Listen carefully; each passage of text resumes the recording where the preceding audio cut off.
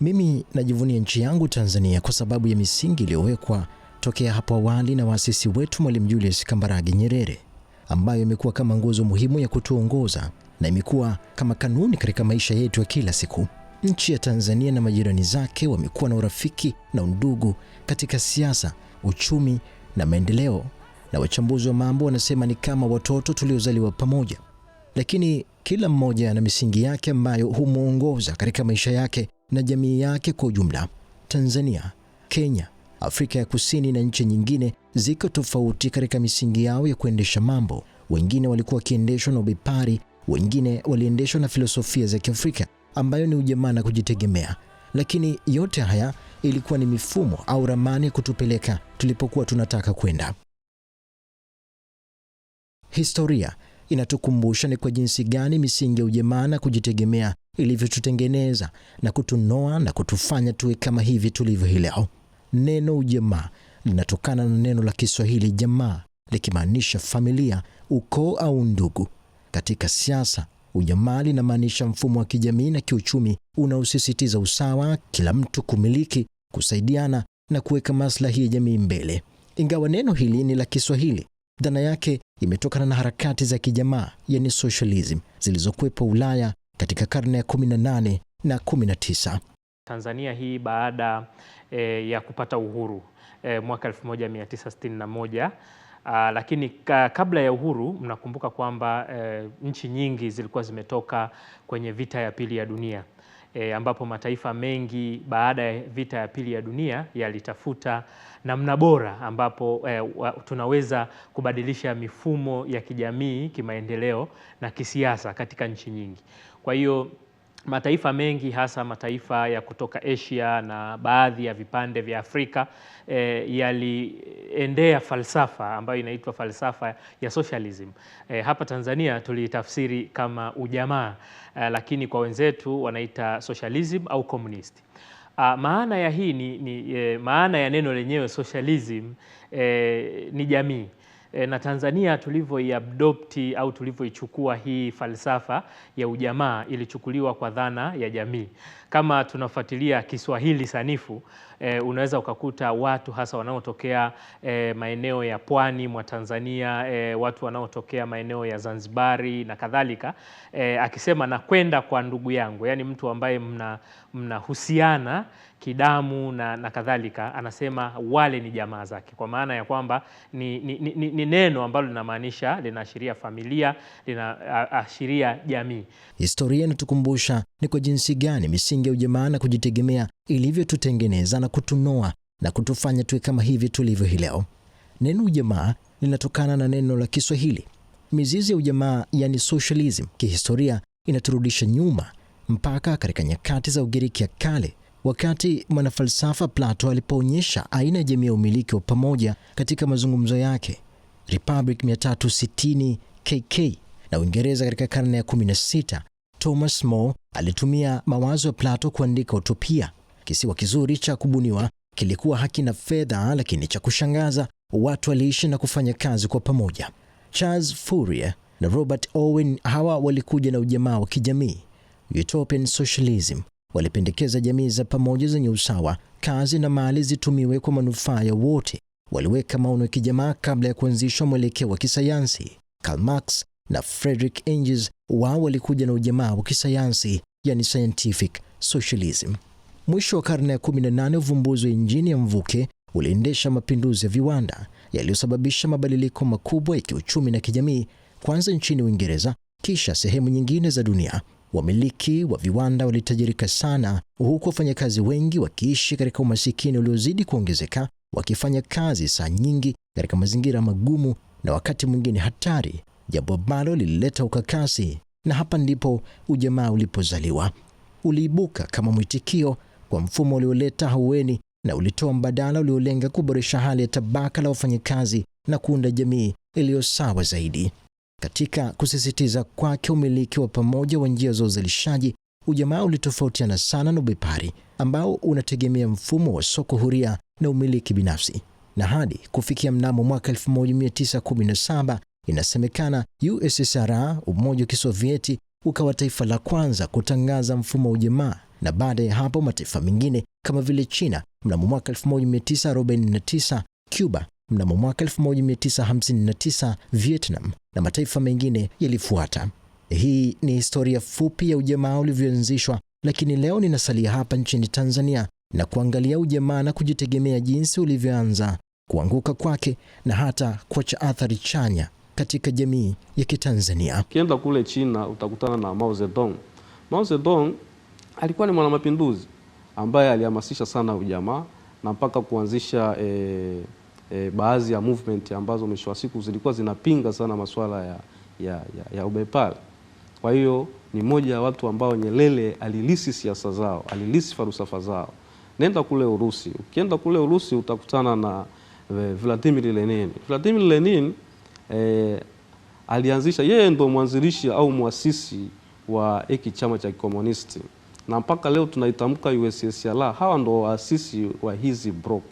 Hii USSR kwa maana United Soviet Socialism Republic ni Eastern Bloc ambao ilikuwa inaonyesha watu waliokuwa wamekubaliana kuingia kwenye ideology ya aina moja, ni falsafa aina moja ambayo inaonyesha ujamaa. Wao mlengo wao ilikuwa ni nini? Kwanza ni kuupinga ubepari, kwamba hatuwezi kuendesha dunia katika misingi ambayo watu wachache wanamiliki uchumi. Kwa hiyo ni jambo ambalo hawa kina Vladimir Lenin ni miongoni mwa watu ambao waliyapinga na kuyakataa. Kwa hiyo katika kuandika falsafa zao tayari walianza kueneza hata kwa Waafrika, watu waliokuwa wakiwa na moyo wa kutazama mazuri haya, akina Nyerere, akina Nelson Mandela, akina Kwame Nkrumah, waliziona hizi baadhi ya vitu ambavyo vilikuwa na manufaa hasa kwenye kukomboa watu wetu ambao wanagandamizwa. Tanganyika ambayo kwa sasa ni Tanzania ilipata uhuru chini ya Mwalimu Julius Kambarage Nyerere, na katika kipindi hicho nchi ilikuwa bado na mizizi ya kikoloni.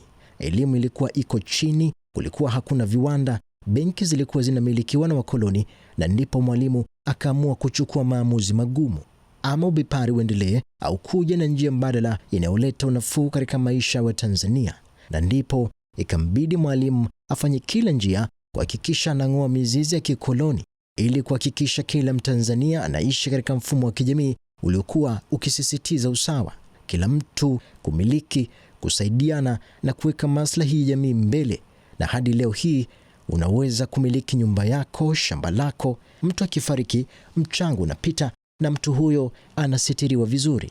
Lakini twende tuiangalie misingi hiyo ambayo bado imeiacha alama na matokeo mazuri katika kila jamii ya Mtanzania. Ninaposema chimbuko ni katika muktadha huo. Nchi sasa ilikuwa tayari wakati huo, sasa tuseme Tanganyika ilikuwa sasa ipo kwenye msingi ambao uchumi unamilikiwa na watu wachache. Taifa lipo kwenye yani tuseme sasa nchi ipo kwenye mazingira ambayo watu wachache ndio wanaoamua. Sasa hatuwezi kusema ilikuwa ni misingi ya kiutu ama kihaki. Kwa hiyo ilimpelekea moja kwa moja kuchukua hizo falsafa za kina Karl Marx, falsafa za kina Lenin, falsafa za kina Mao Zedong. Japo walitofautiana kwa namna fulani katika falsafa zao, hatuwezi kusema exactly kwamba aliiga kila kitu. Ukiangalia hata Lenin yeye ukija kuangalia kuna mahala anatajwa kwamba alikuwa ni dikteta. Lakini pamoja na hayo sisi tunaangalia mwisho wa siku ni kitu gani kizuri ambacho tukiige kwake. Alihamasisha sana kuwa na uchumi wa pamoja, uchumi ambao unamilikiwa na wananchi, sio uchumi wa watu wachache. Kwa hiyo Nyerere aliiga vitu vizuri na mwisho wa siku akavichakata kutoka kwa Karl Marx achukue kitu gani, akaja kwa Lenin achukue kitu gani, na akaja kwa Mao Zedong achukue kitu gani. Kwa hiyo mwisho wa siku ule ujamaa wa Eastern wakati ule yeye aliuchukua akaumodify akaleta sasa ujamaa wa Kiafrika, ambao ujamaa huu sasa unalenga kuwafanya watu wakae pamoja, unalenga kuwafanya watu wasaminiane, unalenga kuwafanya watu waone kuna haja ya kuishi katika usawa, hakuna haja ya kuishi kwenye ubaguzi. Kwa hiyo ninaweza kusema hili ndio chimbuko la kuanza kusema kuna haja ya kuingia kwenye roadmap ya taifa. Roadmap ya taifa baada ya kuja kupata uhuru sasa mwaka 1961 kama tunavyojua, tumefika mpaka 66, bado taifa lilikuwa kwenye migogoro ya kiuchumi, ilikuwa bado taifa liko utegemezi, ni taifa ambalo bado tunagandamizwa, watu wanafanya kazi lakini wanalipwa ujira mdogo, ilikuwa bado mashirika ya umma bado yapo kwenye mikono ya wazungu, ilikuwa bado sekta nyingi za uzalishaji, naweza nikasema, na vyanzo vingi vya uzalishaji vilikuwa bado vipo kwenye mikono ya wazungu. Kwa hiyo jambo ambalo Nyerere aliona kuna haja ya kuandaa sasa ideology ama roadmap, ama sisi taifa letu liishi katika mlengo gani. Kwa hiyo ndipo alipoona wazo sahihi ni kuitisha hiyo azimio la Arusha tarehe 5 ya mwezi wa pili 1967. Mwalimu akachukua jukumu kubwa la kuja na mfumo huu ambao ulikuwa ni ujamaa na kujitegemea kwenye azimio la Arusha mnamo mwaka 1967. Mwalimu alikuwa na maono ya taifa kuamua hatima yake yenyewe katika kumiliki rasilimali zake, kuanzisha kilimo, kuanzisha viwanda vyake, kusomesha watu wake kwa kutumia rasilimali zake zenyewe. Hii ilikuwa ni kuondoa unyonge, uvivu na kuomba misaada kutoka nje. Lakini kubwa ni wajibikaji. Mwalimu Nyerere aliona mikopo ya nje kama kitanzi kwa nchi nyingi za Afrika, kwa sababu kwa wakati huo miaka 1960 hadi 1970 mikopo hiyo ilikuja na masharti na madhara ya muda mrefu na malengo yaliyofichwa ambayo yangeathiri uhuru wa mataifa mapya. Nchi changa za Afrika zilipokuwa zinakopa ziliwekewa masharti ya kiuchumi na kisiasa. Masharti haya yalikuwa yanafafanua jinsi nchi inavyopaswa kuendesha uchumi wake, bajeti, kodi au hata misimamo kimataifa. Hii ilimaanisha kwamba uhuru wa kufanya maamuzi ulipungua. Nchi zilijikuta zikifuata matakwa ya ukopeshaji badala ya malengo yao ya maendeleo. Unajua hakuna kitu ambacho kinaanzishwa bila kuwa na faida. Falsafa ya ujamaa kwa nchi yetu Tanzania ilikuwa na manufaa makubwa ambayo leo tunaweza tusiyaone, lakini moja, kwa muda mrefu toka mwaka 61 mpaka leo Watanzania tumeishi kwa umoja. Hakuna mahali ambapo tulishawahi kukuta kwamba tunagombana kwa sababu ya dini zetu. Hakuna mahali ambapo ulikuta taifa kama Tanzania kabila fulani na kabila fulani wanagombana. Pengine kuna ule utani ambao tunaita utani wa kikabila. Kwa mfano sisi Wapare na Wachaga tunaita ni watani zetu. Ni watani zetu kwa maana tunataniana katika baadhi ya mambo, lakini hakuna ule ukatili au ugomvi ambao unatokana na makabila yetu na dini zetu. Hiyo ni moja kati ya matokeo ambayo yaliletwa na ujamaa. Lakini pili, ujamaa ulileta swala la uwajibikaji, kwa maana ya kwamba kila mtu alikuwa anawajibika kwa taifa lake. Kitu ambacho sasa hivi tunaona kinaanza kukosekana. Wananchi hawawajibiki kwenye taifa lao. Lakini tokeo jingine ambalo tunaweza tukalizungumzia la ujamaa ni eneo la kujitegemea. Bado tuna struggle kama nchi, bado tunapata shida kama nchi. Kama unakumbuka kama taifa toka tumetoka kwenye ujamaa, mwaka unaofuata deni la taifa lilikuwa kidogo sana, unaofuata likaendelea kukua. Tunapozidi kuchomoka kwenye ujamaa ndivyo deni la taifa linazidi kufanya nini? Kukua, kwa sababu ile misingi ya kujitegemea ambayo kimsingi hata katiba yetu hii ambayo ipo sasa, pamoja na malalamiko mengi kwamba pengine inatakiwa kufanyiwa maboresho, lakini iliweka huo msingi kwamba tunatakiwa kuingia kwenye misingi ya ujamaa na kujitegemea. Kwa hiyo kitu ambacho nataka kusisitiza hapa ni kwamba ujamaa uliweka mifumo mizuri ya kwanza ya umiliki wa ardhi kama tunavyoona sasa hivi. Mpaka sasa hivi nchi yetu ardhi ni mali ya umma ambayo imewekwa kwa rais kama mwangalizi wa hiyo mali yani ni kama trustee. Sasa kama ni trustee, maana yake hakuna mtu Tanzania ambaye anaweza akaamua kuchukua kijiji kizima akasema hili ni eneo langu, na serikali itakapoamua kuja. Kwa hiyo tayari swala la ujamaa lilijaribu kupunguza ile tabaka, isipokuwa sasa tabaka hili kwa miaka hii linazidi kukua. Watu wenye nacho wanazidi kuwa nacho, wasio nacho wanazidi kupungua, lakini msingi ule wa kuwa na matajiri wakubwa zaidi na maskini wengi zaidi kwa Tanzania ulipunguzwa na mfumo huu na mfumo wa ujamaa. Lakini kitu kingine ni upendo ambao uko baina ya Watanzania uliletwa na swala la ujamaa, kwa sababu kama Mhehe alichukuliwa, Msukuma akachukuliwa, Mpare akachukuliwa, Mchaga akachukuliwa, wakawekwa kwenye kijiji cha ujamaa, maana yake hawa watu walijengwa katika misingi ya kupendana kama Watanzania. Kwa hiyo matokeo ya ujamaa yalikuwa ni makubwa, pamoja na changamoto zake ambazo zilizungumzwa kama uzoroteshaji wa masuala ya ukuaji wa uchumi na kadhalika, lakini ujamaa ulileta mambo mengi mazuri ambayo mpaka sasa hivi kama nchi tunaendelea kuyaishi kama Watanzania na yanatufaidisha. Hapo awali watu walikuwa wakiishi mbalimbali katika maeneo tofauti, na hii ikachangia kuwarudisha watu pamoja na kukaa pamoja, na ikawa ni mwanzo wa kuanzishwa kwa vijiji vya ujamaa. Mwalimu aliona ni vema kujitegemea katika elimu, uzalishaji, ufundi, na wakulima walijifunza kulima na ufugaji na ujenzi. Lakini pia kujitegemea kisiasa, kwa huru kisiasa, na Tanzania ikawa haiegemei upande wa mashariki au magharibi, ikawa haifungamani na upande wowote. Ujamaa ulipingwa kwa sababu ulionekana ulikuwa ukifanya uchumi kuzorota, lakini unaweza kujiuliza ni kwa sababu gani nchi za wenzetu kama vile China, Urusi na nchi nyingine zenye mlengo huo huo ziko imara, hazikuwahi kushindwa? Kwa nini sera hii kwetu ilishindwa? Had we not been socialist, we would have collapsed. Unaweza tu kuzunguka, nasema, na kugundua kwamba kama tusingefuata sera tulizotangaza mwaka 1967 tungekuwa tumeanguka kabisa. Watu wanaozungumza huu puuzi kuhusu ujamaa kushindwa wanazungumza pumba nyingi. Hakuna ushahidi, ni kitu tu walichosoma, kisha wakaanza kusema kwamba Tanzania ni ya kijamaa. Kwa hiyo Tanzania ina matatizo ya chakula, kwa hiyo lazima iwe hivyo kwa sababu ni ya ujamaa, ndio maana wanapata matatizo ya chakula. Lakini ninawaambia, kwa wakati huu mashamba ni bora kabisa nchini Tanzania, lakini uzalishaji wa ngano, mahindi au mpunga yangekuwa yameporomoka kama tusingekuwa na ujamaa.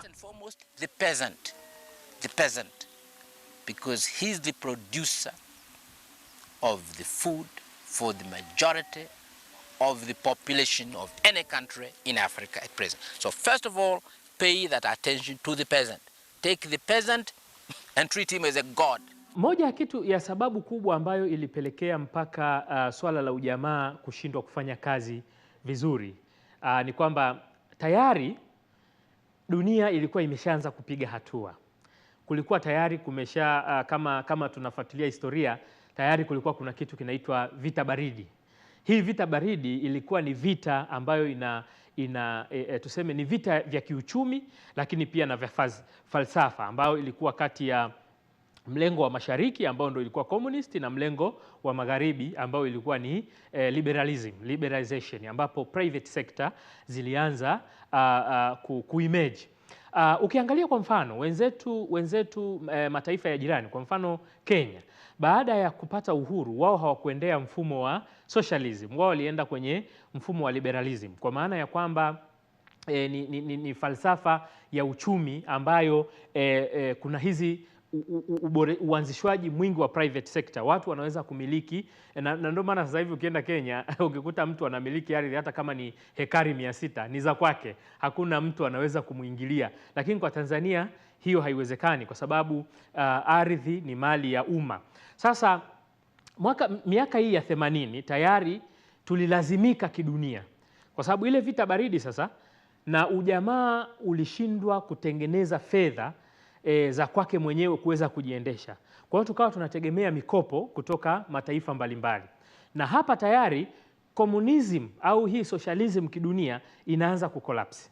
Kama socialism kidunia inaanza kukolapsi, tayari liberalism na masuala ya ubepari ambayo yalikuwa na mataifa kama Marekani na kadhalika yanaanza kukua. Kwa hiyo kama taifa tukaanza kutegemea mikopo kutoka kwenye mataifa haya, na hapa masharti yakaanza kuingia, kwamba haya masharti tunayopewa nchi za Afrika tunavyoomba mikopo sio kama yameanza sasa hivi, yalianza toka kipindi hiki cha falsafa. Tayari ule utegemezi wa mikopo kutoka nje ulipelekea mpaka na ile misimamo ya Mwalimu kwamba mimi huu mfumo sitaki kubadilisha, huu mfumo nataka uwe hivi, ikapelekea kwamba tukastruggle sana, tukapata changamoto kubwa mpaka ujamaa ukaanza kufanya nini? Ukaanza kuondoka. Lakini miaka ya 80 pia kama mnakumbuka, baada ya kuja Rais Mwinyi, mnakumbuka sera yake ya Mzee Ruksa. Kwa nini aliitwa Mzee Ruksa? Kwa sababu tayari aliruhusu uliberali, kwa maana ya kwamba tayari sekta binafsi zinaanza kuingizwa kwenye mfumo.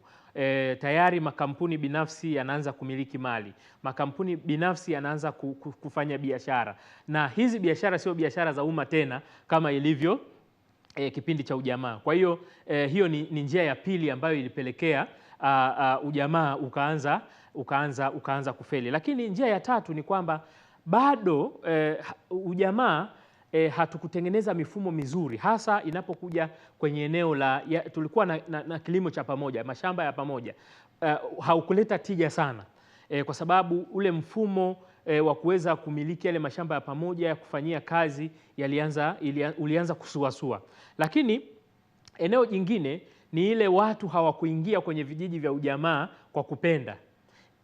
Pengine Mwalimu Nyerere angeweza kwanza kueleza dhana ya ujamaa kwa watu wakaielewa dhana ya ujamaa, halafu baadaye ndio watu wakaamua kwenda kwenye vile vijiji vya ujamaa. Lakini matokeo yake ni kwamba swala la ujamaa liliamuliwa katika ngazi ya taifa, na watu wakapelekewa kwamba sasa tutaenda kufanya ujamaa, tutaenda kwenye vijiji vya ujamaa. Kwa hiyo watu walikuwa hawaelewi ujamaa ni nini. Kwa hiyo kukawekwa ule ukinzani, watu wakawa wanaweka ule ukinzani kutoka maeneo yao ambao walikuwa wanaishi kwenda kuishi kwenye vijiji vya ujamaa. Wadau wa sanaa nao wameazima misingi ya ujamaa, wanatukumbusha kuna haja ya kurejea kwenye misingi ya kuendelea kutumia baadhi ya misingi ambayo ni kama mwongozo. Wasanii wachongaji katika kazi zetu za sanaa tukaona ni vema na sisi tukawa na sanaa inayowakilisha hivyo.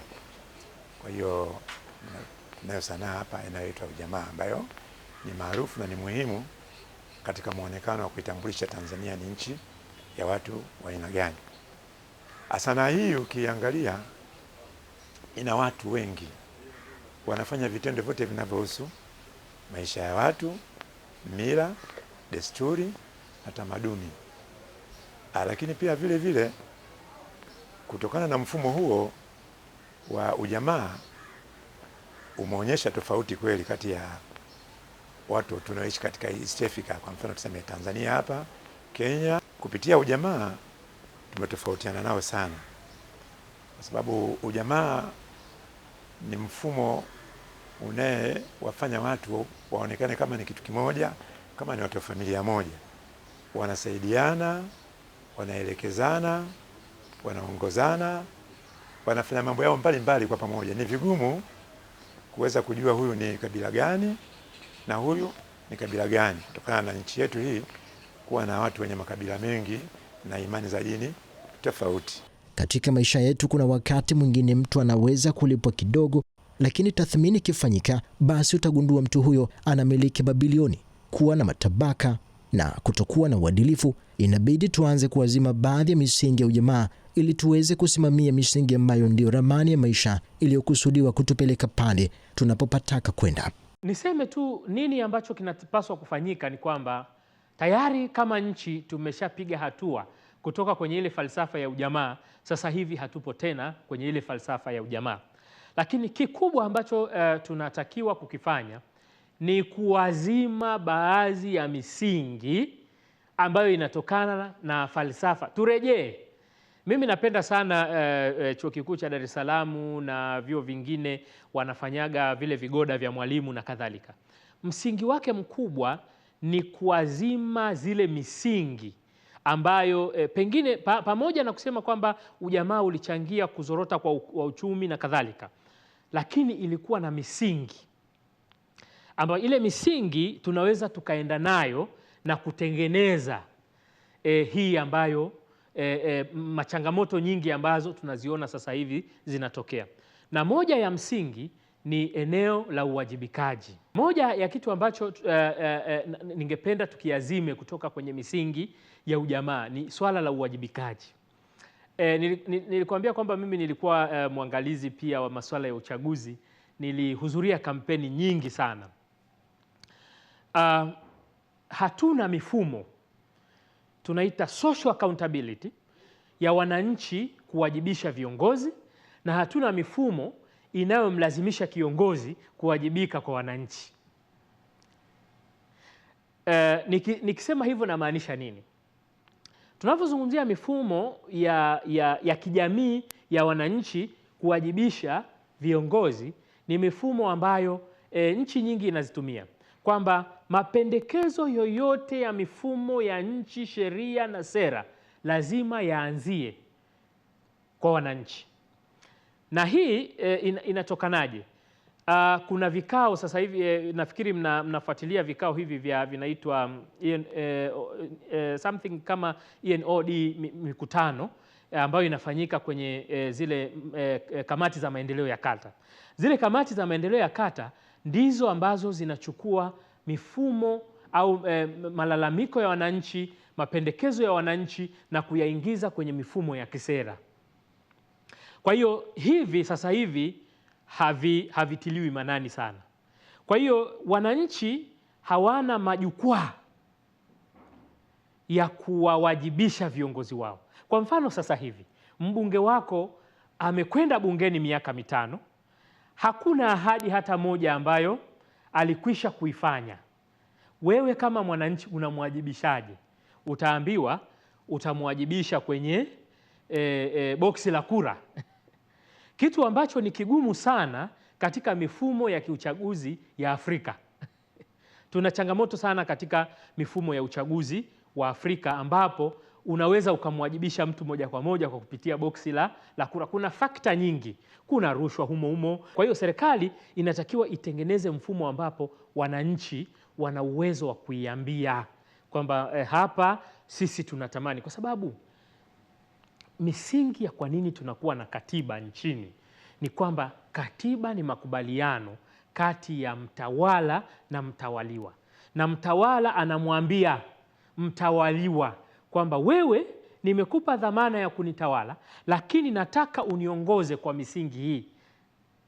Sasa na ndio maana ukisoma kuanzia ile ibara ya 6, 7, 8 mpaka 12 hapa kunaonyeshwa misingi ya namna serikali inapaswa kuongoza wananchi wake. Kama Mtanzania ni vizuri kuishi katika umoja na mshikamano na kuondoa matabaka ambayo yataleta sintofahamu katika jamii yetu, kuishi kwenye uadilifu na kuwa na kizazi ambacho kitakuwa bora katika Tanzania yetu ijayo.